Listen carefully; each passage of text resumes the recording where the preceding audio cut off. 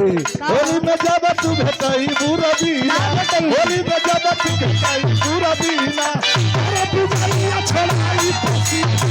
होली में जब तू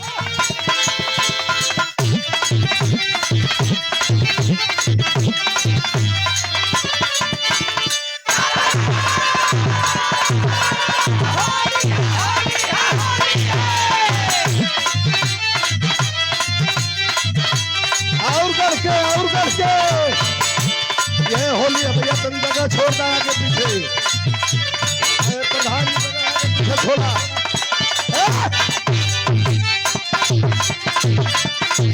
कैसे हो ए हो का हो सुना सुनाओ होली चढ़ गइल बा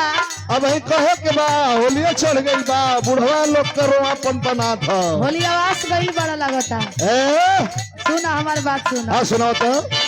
अरे चढ़ गइल चरबिया बढ़ गइल मनावा मनावा ये तो आगे में उसे बढ़ जाला चढ़ गइल चरबिया बढ़ गइल मनावा यही से तू फगुआ में आवेल समानवा अरे इस साल भर का मौका है अच्छा अच्छा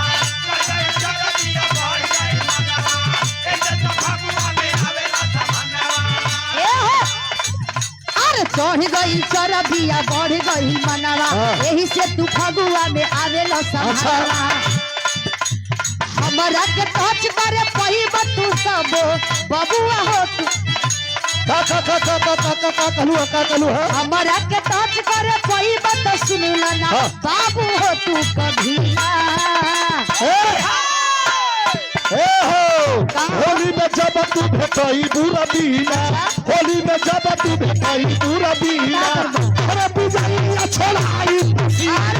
होली में जब तू भेटई बुरा बीना अरे बिजलिया छोड़ाई अरे जा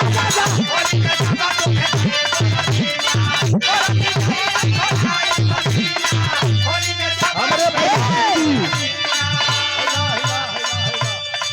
प्रधान जी एक प्रणाम बा ए अरे चढ़ गइल चरबिया बढ़ गइल मनावा यही से तू फगुआ में आवेल समानवा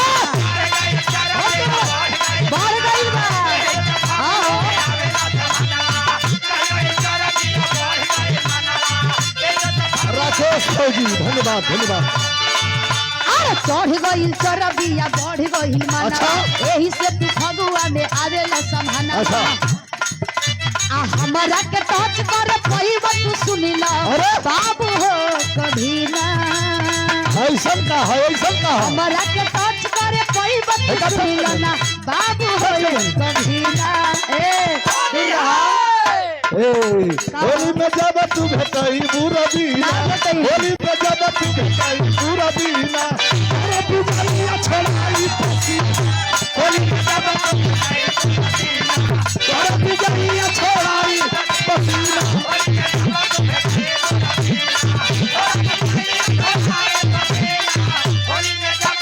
1000 रुपया पुरस्कार दोनों कलाकारों के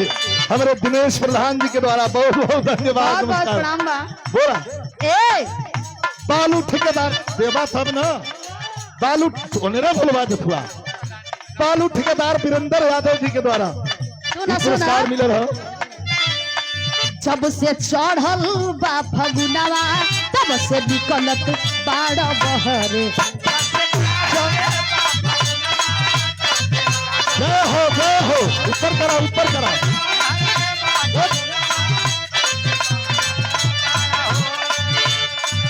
अच्छा तुहार बढ़ल बाटे मनवा पतियावे लतू सती तुहार बढ़ल बाटे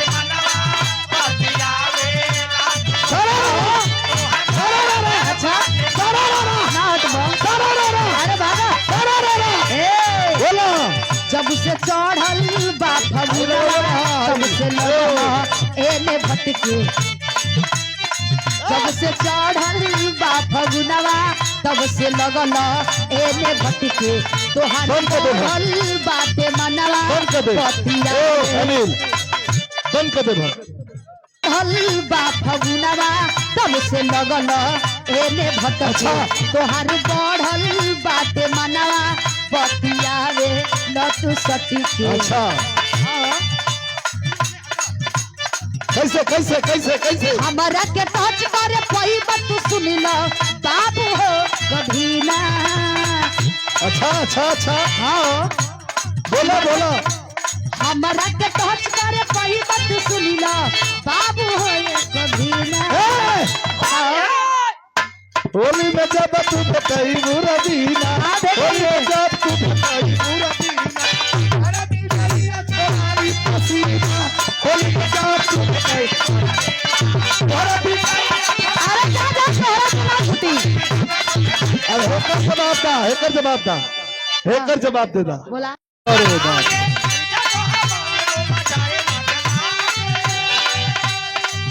जीजा का रंग मरचा मत लगा था सब का सुना काहे लगता अच्छा के कर रसगुल्ला मत लगा था लगता ले आइन बाड़ो केमिकल मिला के अच्छा ऐसे ओ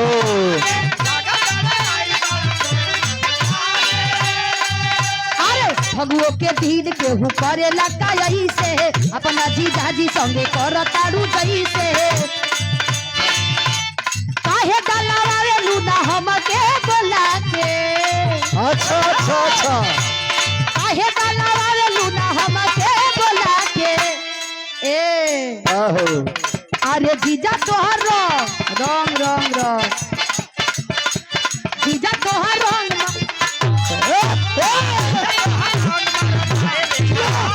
जीजा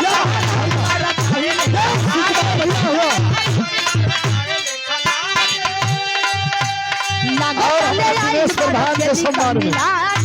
500 रुपया हो गल किया सो होली मेरे अरवा अच्छा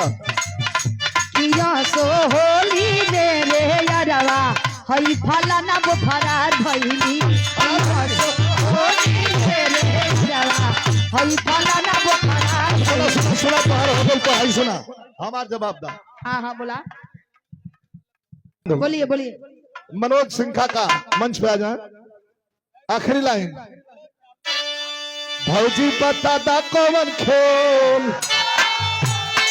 का हो ये बता देबू तो हमारे तरफ से इनाम बा का बता 1 किलो रसगुल्ला बोला बोला बोला भौजी बता दा कौन खेल भौजी बता दा कौन खेल खेले सब तेल लगा के आगे बता दा कौन खेल खेले सब तेल लगा के